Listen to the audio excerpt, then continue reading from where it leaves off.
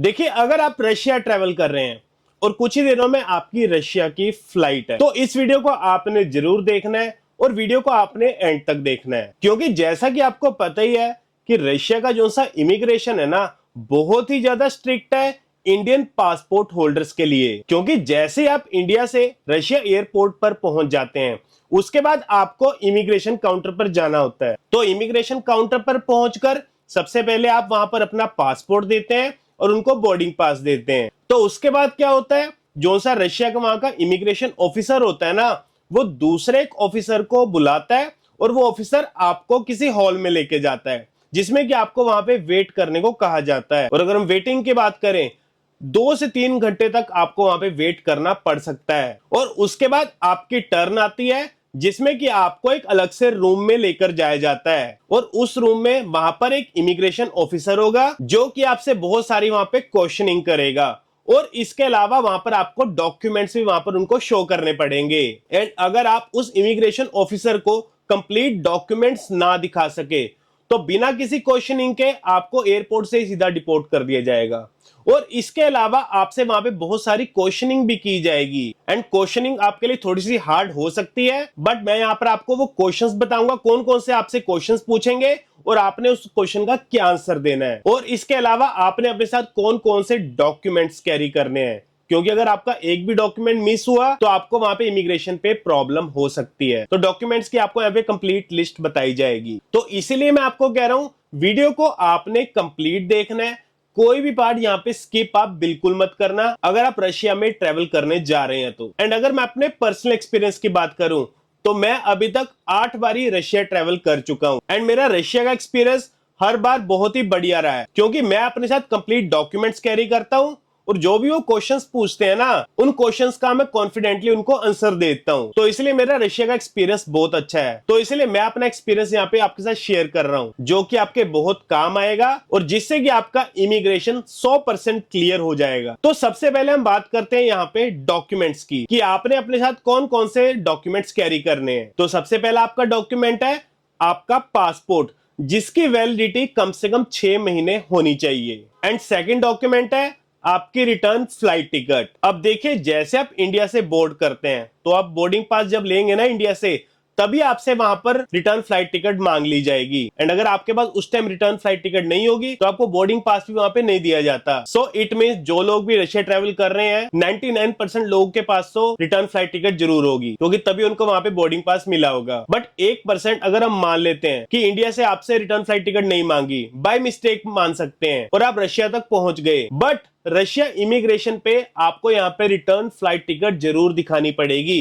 And अगर आपके पास उस टाइम रिटर्न फ्लाइट टिकट ना हुई, तो बिना किसी दूसरा क्वेश्चन आपसे पूछे या डॉक्यूमेंट मांगे, आपको सीधा वहां से डिपोर्ट कर दिया जाएगा। तो इसलिए आपके पास आपकी रिटर्न फ्लाइट टिकट जरूर होनी चाहिए। एंड थर्ड डॉक्यूमेंट है आपकी होटल या हॉस्टल की बुकिंग। अब होटल बुकिंग में भी आप लोग यहाँ पे प्रॉब्लम वहां पे जाके क्रिएट कर देते हैं। अब कैसी प्रॉब्लम आप क्रिएट करते हैं, उस चीज को समझिए। अब मान लेते हैं आप वहां पे 10 दिन के लिए जा रहे हैं, तो जो सी आप यहाँ से बुकिंग लेके जाते हैं ना, 3 दिन की या 4 दिन की, इतने दिन की आपके पास बुकिंग होती है, पर आप वहां पे 10 दिन के लिए जा रहे हैं और बुकिंग वहां पर उनको 4 दिन की दिखा रहे हैं, तो इस केस में भी आपके डिपोर्टेशन के चांसेस बढ़ सकते हैं। तो आप जितने दिन के लिए भी जा रहे हैं ना, उतने दिन की आपके पास बुकिंग वहां पे आपको दिखानी पड़ेगी। पर देखिए, अगर मैं आपके सिनेरियो को समझूं, तो आप लोग क्या सोचते हैं कि हम देखिए वहां पे 3 दिन के लिए अभी मॉस्को जा रहे हैं, आगे का प्लान हमें पता नहीं है कि मॉस्को रुकेंगे कि सेंट पीटर्सबर्ग जाएंगे कि कजान जाएंगे, मतलब कि आपको वहां पे कोई अंदाजा नहीं है कि आगे जाके हम कितने दिन में कौन सी जगह पर जाएंगे। तो इसलिए आप वहां पे एडवांस बुकिंग नहीं करते अगले कुछ दिनों की। तो इस जगह आप सही भी हैं, बट वो इमिग्रेशन वाले चीज नहीं समझते। पर हाँ, आप एक काम कर सकते हैं, जो से पहले के आपके कुछ दिन है ना, मान लेते 3 या 4 दिन की, वो तो आपकी वहां पे कंफर्म बुकिंग एडवांस पेमेंट वाली होनी चाहिए, जिसमें हम क्या करते हैं, जब कोई बुकिंग करते हैं ना, तो हम एडवांस में अपने कार्ड वगैरह से पेमेंट कर देते हैं। वो बुकिंग आपने कंफर्म रखनी है। जो बाकी के अगले दिन है, उसके लिए आप क्या कर सकते हैं, आपको मैं एक वेबसाइट बता रहा हूं, booking.com। आपको पता ही होगा, बहुत फेमस वेबसाइट है booking.com।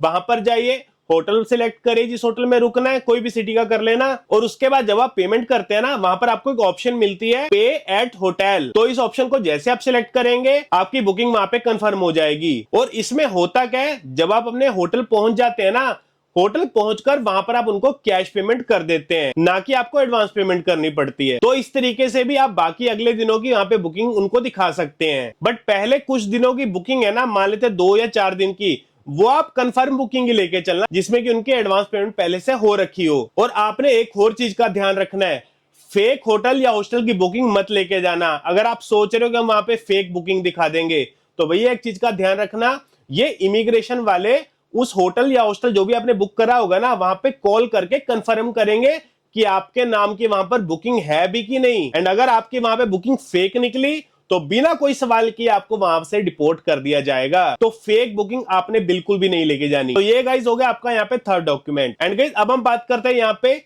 फोर्थ इंपॉर्टेंट डॉक्यूमेंट की, जो कि आपने अपने साथ जरूर कैरी करना है।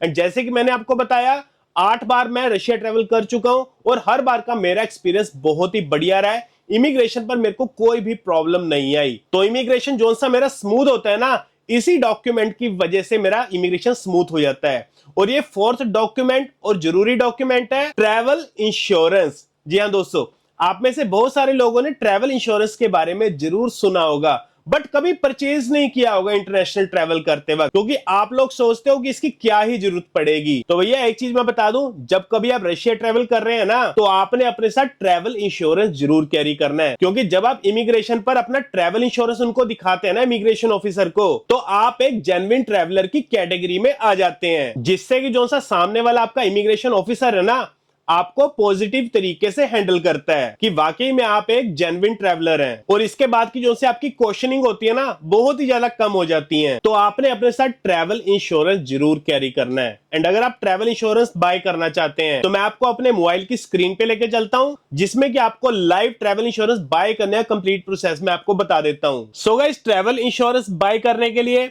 सबसे पहले तो आपको इस वेबसाइट पर आना पड़ेगा, जो कि आप हमारे साइड में देख पा रहे हैं। और इस वेबसाइट का नाम है safepolicy.in। और इस वेबसाइट को ओपन करने के लिए आप गूगल पे जाएंगे और वहां पे सर्च करेंगे safepolicy.in, तो इनकी वेबसाइट ओपन हो जाएगी। नहीं तो आप किसी ब्राउजर पे जाके इसे आप डायरेक्ट भी ओपन कर सकते हैं। एंड गाइस, मैं आपको यहाँ पे safepolicy.in इसलिए प्रेफर कर रहा हूँ क्योंकि जितने भी ट्रैवलर्स है ना, इसी वेबसाइट से अपनी पॉलिसी परचेज करते हैं। एंड रशिया के लिए तो खासकर मैं आपको कहूंगा safepolicy.in से ही बाय करना। एंड इस वेबसाइट से हर साल लाखों लोग यहाँ पर इनसे ट्रैवल इंश्योरेंस परचेज करते हैं, जो कि एक ट्रस्टेड प्लेटफॉर्म है। सो गाइस, अभी हम यहाँ पे safepolicy.in के होम पेज पर आ चुके हैं। तो ट्रैवल इंश्योरेंस बाय करने के लिए हम इसे ऊपर स्क्रॉल करेंगे, तो यहां पर आपको 4th नंबर पे ट्रैवल इंश्योरेंस की ऑप्शन मिलेगी। चाहे तो आप इस ऑप्शन पर भी जाके क्लिक कर सकते हैं, नहीं तो आप जैसे भी यहां पे नीचे स्क्रॉल करेंगे, यहां पर आपको इंटरनेशनल ट्रैवल इंश्योरेंस ये कैटेगरी देखने को मिलेगी। और यहां पर आपको एक्सप्लोर प्लान्स का एक बटन देखने को मिलेगा, चाहे तो आप इस पर भी क्लिक कर सकते हैं। एंड गाइस, इसके बाद एक पेज ओपन हो जाएगा, जिसमें आपसे पूछा जाएगा where are you travelling to. तो सर्च कंट्री में हम यहाँ पे रशियन फेडरेशन को सर्च करेंगे, इसे सिलेक्ट कर लेंगे। इसके बाद स्टार्ट डेट और एंड डेट, यानी किस डेट को आप रशिया में पहुंच जाएंगे, वो डेट यहाँ पे भरेंगे। इसके बाद एंड डेट, यानी किस डेट को आपकी रशिया से वापसी होगी, वो डेट यहाँ पे भरेंगे। इसके बाद ऐड ट्रैवलर्स में जाके आप कितने लोग ट्रैवल कर रहे हैं, अगर सिंगल ट्रैवल कर रहे हैं तो 1 भर लेंगे, अगर 2 लोग ट्रैवल कर रहे हैं 2 कर लेंगे, अगर आप 4 से ज्यादा लोग हैं तो 4+ पे क्लिक करेंगे। नंबर ऑफ ट्रैवलर्स पे जाएंगे, इसे प्लस या माइनस कर देंगे जितने भी आप लोग ट्रैवलर्स होंगे। और जितने भी आप यहाँ पे ट्रैवलर्स है ना, हर एक की यहाँ पर आप एज भर देंगे। तो अभी हम यहाँ पे सिंगल को सिलेक्ट कर लेते हैं। इसके बाद सिलेक्ट एज में अपनी एज आ गई। इसके बाद आपसे पूछा जाएगा do any of the travellers have pre existing medical conditions like high BP, diabetes और एनी अदर हेल्थ इशू। क्या आपको इनमें से कोई हेल्थ इशू तो नहीं है, मतलब कोई बीपी शुगर वगैरह की प्रॉब्लम तो नहीं है। अगर आप बिल्कुल fit and fine and normal है तो नो पर सिलेक्ट करेंगे। इसके बाद डन करेंगे। इसके बाद एक्सप्लोर प्लान्स के बटन पे क्लिक करेंगे। एंड इसके बाद आपके सामने सभी कंपनीज के प्रीमियम आपको एक ही जगह पर देखने को मिल जाएंगे।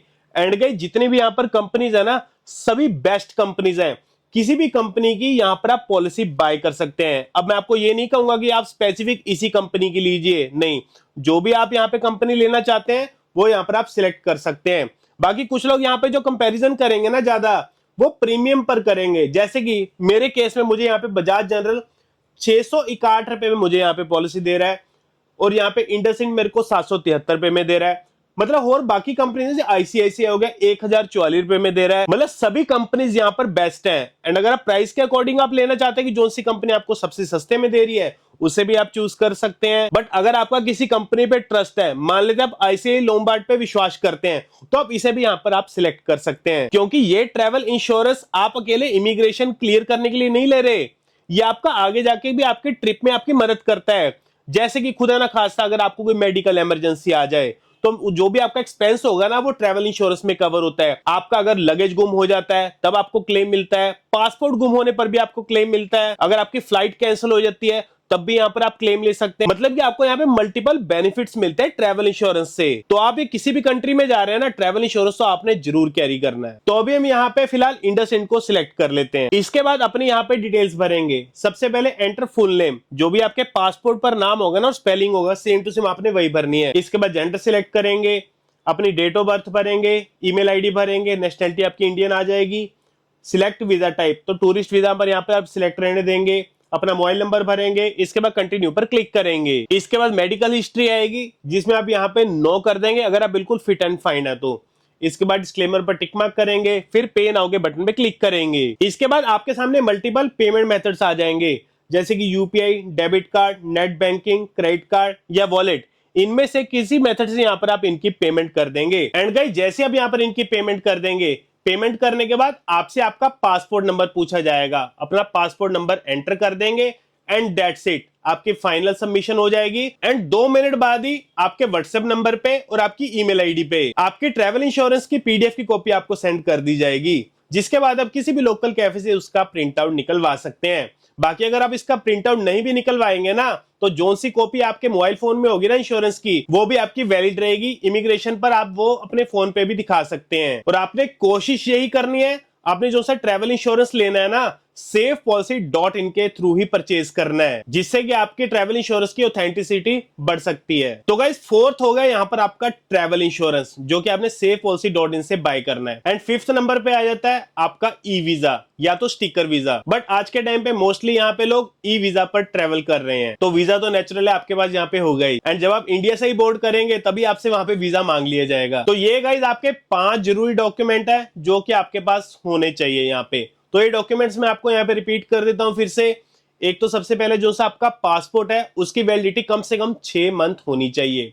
सेकंड डॉक्यूमेंट है आपकी रिटर्न फ्लाइट टिकट आपके पास जरूर होनी चाहिए। और डमी टिकट लगाने की यहाँ पे कोशिश बिल्कुल मत करना, क्योंकि अगर उन्होंने इंक्वायरी कर ली और अगर आपका पीएनआर वगैरह वहां पे गलत निकला और उन्हें पता चल गया कि ये बुकिंग फेक है, तो आपको वहां पे डिपोर्ट कर दिया जाएगा। तो आपने ओरिजिनल रिटर्न फ्लाइट टिकट वहां पे लेकर चलना। एंड थर्ड है आपकी वहां पे होटल या हॉस्टल की बुकिंग, एंड जितने दिन के लिए आप जा रहे हैं उतने दिन की आपको वहां पे बुकिंग उनकी दिखानी पड़ेगी। एंड फोर्थ नंबर पे ट्रैवल इंश्योरेंस, जो कि आपने safepolicy.in से बाय करना है। एंड फिफ्थ में आपका यहाँ पे वीजा होगा। तो ये सारे डॉक्यूमेंट जब आप कैरी करेंगे तो आपका इमिग्रेशन स्मूथली क्लियर हो जाएगा। बट डॉक्यूमेंट्स तो आपने यहाँ पे दिखा दिए, अब आपसे वहां पे कुछ क्वेश्चनिंग भी की जाएगी। तो क्वेश्चंस में मैं आपको बताता हूँ कौन कौन से क्वेश्चंस पूछेंगे और क्या क्या वहां पर आपने उन क्वेश्चंस के आंसर करने हैं। तो सबसे पहला उनका क्वेश्चन रहेगा कि आप रशिया में क्यों आए हैं। तो बहुत सारे लोग यहाँ पे कंफ्यूज हो जाते हैं एंड यहाँ पे गलत उनको आंसर भी दे देते हैं, क्योंकि पहले ही वो नर्वस होते हैं तो उनके मुंह से कुछ ना कुछ ऐसा वैसा निकल जाता है, जिस कारण वो सीधा डिपोर्ट हो जाते हैं। तो यहाँ पर आपने वो गलती नहीं करनी। जब आपसे पूछेंगे ना आपका पर्पस क्या है रशिया आने का, तो आपने वहां पे क्या है ना, टूरिज्म के लिए आए हैं, इसके अलावा कुछ और उनको ज्यादा मत बताना। हाँ, टूरिज्म में वो आपसे पूछ सकते हैं कि टूरिज्म के लिए आप कहाँ कहाँ जाएंगे। तो जो सी मेन वहां की सिटीज है ना, जैसे कि मॉस्को हो गया, सेंट पीटर्सबर्ग हो गया, कजान हो गया, या अगर आपकी आगे जाने की प्लानिंग है जैसे कि याकुत्स्क या और कहीं जाने की प्लानिंग है, तो आपको सिटी का नाम एग्जैक्ट पता होना चाहिए। एंड ये वर्डिंग आपने वहां पे बिल्कुल नहीं बोलनी कि अभी तो हम मॉस्को जा रहे हैं जी, आगे का हमें प्लान कुछ पता नहीं है, कहाँ जाएंगे कहाँ नहीं, ऐसी वर्डिंग मत बोलना। हाँ, अगर आपको पता ही नहीं है कि आपकी प्लानिंग क्या है, पर उनको आपने वो चीज डिस्क्राइब नहीं करनी, आपने एग्जैक्ट बोल देना। अगर मान लेता 10 दिन का आपका प्लान है, 3 दिन का आपको पता है कि मैंने मॉस्को जाना है, बाकी का मेरे को पता नहीं, मौके पे देखेंगे, ठीक है, आपकी बात मैं मानता हूँ। बट उनको वहां पे एक्सप्लेन कर देना कि भैया मैं यहाँ पे 3 दिन ऐसे रहूंगा और 4 दिन वहां पे मैं कजान रहूंगा, या 2 दिन मैं सेंट पीटर्सबर्ग रहूंगा, जो भी आपका वो देख लेना। एंड जो से आपकी होटल की बुकिंग होगी ना, उसी अकॉर्डिंग आपने वहां पर उनको जवाब देना है। अब ये ना हो कि आपने वहां पे बुकिंग में दिखा दिया कि पहले 4 दिन तो आप मॉस्को रहेंगे और बाकी 6 दिन आपने वहां पे दिखा दिया कि मैं सेंट पीटर्सबर्ग रहूंगा, और आप उनको कह ये रहे हैं कि मैं जी 2 दिन मॉस्को रहूंगा, 2 दिन सेंट पीटर्सबर्ग रहूंगा। तो ऐसी बात आपने बिल्कुल नहीं करनी। जितने भी दिन की आपकी बुकिंग है और जिन जिन सिटीज की जितने टाइम की है, उसी अकॉर्डिंग आपने वहां पर उनको बताना है। तो जो भी आपकी होटल बुकिंग है ना, उसी अकॉर्डिंग आपने उनको जवाब देना है। बाकी जब आप उनको कोई भी आंसर करते हैं ना चीज, कॉन्फिडेंटली आंसर कीजिए, ज्यादा नर्वस होने की जरूरत नहीं है। अब ज्यादा मैं इसलिए कह रहा हूं यार, बहुत सारे लोग पहली बार अगर जाते हैं ना, सेकंड टाइम भी होगा तो नर्वस हो जाते हैं, वो क्वेश्चन ही को इस तरीके से पूछते हैं। बट आपने कॉन्फिडेंटली उनका वहां पे जवाब देना। आपसे पूछा गया क्या पर्पज है आपका, तो आपने कहना मैं टूरिज्म के लिए आया हूँ। कहाँ कहाँ घूमेंगे बता देना कि भैया मैं यहाँ पे मॉस्को जाऊंगा, उसके बाद 3 दिन मैं सेंट पीटर्सबर्ग रुकूंगा, फिर कजान रुकूंगा, या जो भी आप सिटी एक्सप्लोर करेंगे वो सिटीज का नाम वहां पे बता देंगे। उसके बाद आपसे ये भी पूछा जाएगा आपको कंफ्यूज करने के लिए कि रशिया के बाद आगे आप कहाँ जाएंगे, तो आपने उनको आंसर देना है कि मैं अपने देश वापस जाऊंगा। क्योंकि कई लोगों के माइंड में वहां पे यूरोप भागने की तैयारी होती है, तो गलती से कहीं आपके मुंह में ये ना निकल जाए कि मैं तो वहां से फिनलैंड जाऊंगा या ये वो। मतलब बहुत सारे लोग होते हैं ऐसे यार कि कहते हैं मेरा प्लान है जी यूरोप जाने का। मतलब यूरोप की तो भैया उनके सामने बिल्कुल बात मत करना, क्योंकि अगर आपके मुंह से एक बारी भी उनको यूरोप की बात आपने कर दी ना कि मैं यूरोप जाऊंगा, मेरा प्लान है, इसके बाद वीजा अप्लाई करूंगा, तो सीधा आपको वहां से डिपोर्ट कर देंगे। क्योंकि उनको लगेगा कि आप यहाँ पे घूमने के लिए नहीं है, आप यहां से यूरोप के लिए डंकी मारने आए हैं। जैसे कि आपको पता है फिनलैंड का बॉर्डर रशिया के साथ पड़ता है, तो बहुत सारे लोग वहां से डंकी लगा के यूरोप भाग जाते हैं। तो आपने यूरोप का नाम वहां पे बिल्कुल भी मेंशन नहीं करना, यूरोप की कोई भी कंट्री का। आपने उनको साफ साफ कह देना है कि मैं भैया अपने देश वापस चला जाऊंगा इतनी तारीख को, और ये रही मेरी फ्लाइट टिकट, बात खत्म। ज्यादा कोई आपको आंसर देने की वहां पे जरा जरूरत नहीं है। बाकी तो आपसे जो से आपके डॉक्यूमेंट्स है ना, वर्बली आपसे कंफर्म कर लेंगे। आपकी फ्लाइट की डेट कब की है रिटर्न की, वो आपको याद होनी चाहिए। अब ये ना हो आपको बुकिंग कर ली बस ठीक है, याद भी रखना कौन सी डेट की आपकी वापसी है, वो एग्जैक्ट डेट बता देना। बाकी कौन से शहर में कितने दिन रुकेंगे ये भी आपको याद होना चाहिए एग्जैक्ट। और आपसे ये भी क्वेश्चन किया जाएगा कि आप अपने साथ कितना कैश कैरी कर रहे हैं, क्योंकि आपको पता है सैंक्शंस के कारण वहां पर वीजा या आपका कोई मास्टर कार्ड है ना, वहां पे एक्सेप्ट नहीं हो पा रहा। तो इसलिए आपने ज्यादा से ज्यादा वहां पर कैश कैरी करना है, और जो से कैश है ना आपने मैक्सिमम टू मैक्सिमम कैरी करना है। अब ये ना हो कि वहां पर आप 10 दिन के लिए जा रहे हैं और कैश आप उनको दिखाओ भैया कि मैं $200 लेकर आया हूं या $300 लेकर आया हूं, तो उस केस में भी आपको सीधा डिपोर्ट कर देंगे। क्या 10 दिन में आप वहां पे $300 ही स्पेंड करेंगे? नहीं, उनको डाउट हो जाएगा। तो कम से कम भी आप अगर जा रहे हैं ना 10 दिन के लिए, तो मैं आपको कहूंगा 1500 से लेके $2000 तक अपने साथ जरूर कैरी करिए, या 1000 से ऊपर तो अपना वहां पे जरूर कैरी करना, 1000 से 1500। अगर ज्यादा कैरी कर सकते हैं तो वेल एंड गुड है। बाकी इसके अलावा रशिया की जो सी कुछ फेमस प्लेसेज हैं, जैसे कि मॉस्को में रेड स्क्वायर वगैरह या और भी प्लेसेज हैं, उनके आप नाम याद जरूर करके जाना कि कौन सी सिटी में कौन कौन सी वहां पे मोस्ट फेमस प्लेस है जिसे आप वहां पे विजिट करेंगे, वो भी आपसे पूछ सकते हैं। तो ये बेसिक से आपसे वहां पे क्वेश्चनिंग पूछेंगे, आपने प्रॉपर एक आंसर दे देना है। अगर आप उसको प्रॉपर आंसर दे देंगे ना, आपसे ज्यादा आगे क्वेश्चंस नहीं किए जाएंगे। बट हाँ, अगर आपने किसी क्वेश्चन का एक गलत आंसर दे दिया, उनको डाउटफुल लगा, तो आगे से आगे आपसे कोई ना कोई क्वेश्चन वो पुट करते रहेंगे। तो इस चीज से बचने के लिए जो क्वेश्चन है उसका वैलिड आपने आंसर देना है। और इसके अलावा जो सा आपका मोबाइल फोन है ना, वो इमिग्रेशन ऑफिसर चेक करेगा आपका मोबाइल फोन। उसके लिए आप उनको अनलॉक करके देंगे अपना फोन, आप उनको दे देंगे, आपके व्हाट्सएप चैट्स चेक करी जाएंगी।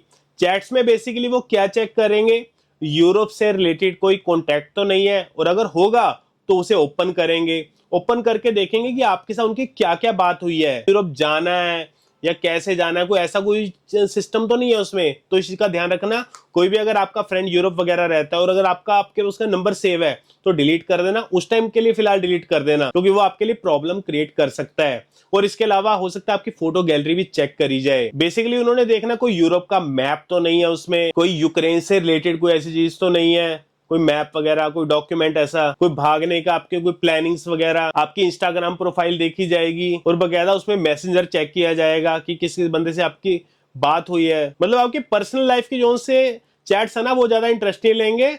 मेन उन्होंने देखना कोई मैप्स वगैरह यूरोप से रिलेटेड तो कुछ ऐसा वर्ड्स वगैरह नहीं है। आपकी गूगल हिस्ट्री चेक की जाएगी, आपकी यूट्यूब की हिस्ट्री चेक करी जाएगी। तो यूट्यूब पे अगर आप ऐसा वैसा कुछ सर्च करते हैं ना कि फिनलैंड में कहाँ जाएं, कहाँ रुकें, और रशिया से फिनलैंड कैसे जा सकते हैं, ऐसे वर्ड्स आपकी हिस्ट्री में बिल्कुल भी नहीं होने चाहिए। तो आपने अपनी हिस्ट्री टोटली डिलीट करके जानी है, कंप्लीट अपना एम्प्टी करके जाना। नहीं तो अगर कुछ भी उनको ऐसा वैसा वर्ड मिल गया ना, वो भी आपके लिए प्रॉब्लम क्रिएट कर सकता है। बाकी जब आपका मोबाइल चेक कर लेंगे, अगर उनको कुछ नहीं मिलेगा तो साथ के साथ आपको आपका मोबाइल फोन दे दिया जाएगा। और अगर आपके डॉक्यूमेंट्स यहाँ पे कंप्लीट होंगे, आपने क्वेश्चन उनको अच्छे तरीके से आंसर दे दिए होंगे, आपके मोबाइल फोन में कुछ नहीं मिलेगा, तो उसके बाद वेलकम टू रशिया। मतलब का जो सर रशिया का इमिग्रेशन है ना, है डिफिकल्ट, वाकई डिफिकल्ट है, बट अगर आप अपने साथ डॉक्यूमेंट्स कैरी करते हैं, क्वेश्चंस के आंसर देते हैं, अपने मोबाइल फोन में ऐसा कुछ नहीं रखेंगे, तो आपके लिए इमिग्रेशन बहुत ज्यादा स्मूथ है। जैसे कि मेरा इमिग्रेशन हर बार स्मूथ जाता है, 8 बार ही मैं रशिया जा चुका हूं, हर बार मेरे यहाँ पे इमिग्रेशन स्मूथ जाता है, कभी मेरे को कोई यहाँ पे दिक्कत परेशानी नहीं आई। तो यही था दोस्तों Russia travel update. I hope कि आपको ये वीडियो अच्छी लगी होगी और इन्फॉर्मेटिव लगी होगी। अगर इन्फॉर्मेटिव लगी है तो लाइक बटन को जरूर दबाना। बाकी दोस्तों अगर आप मेरे चैनल पर पहली बार आए ना, तो चैनल को सब्सक्राइब कर लेना। तो मिलते हैं आपको अगली वीडियो में।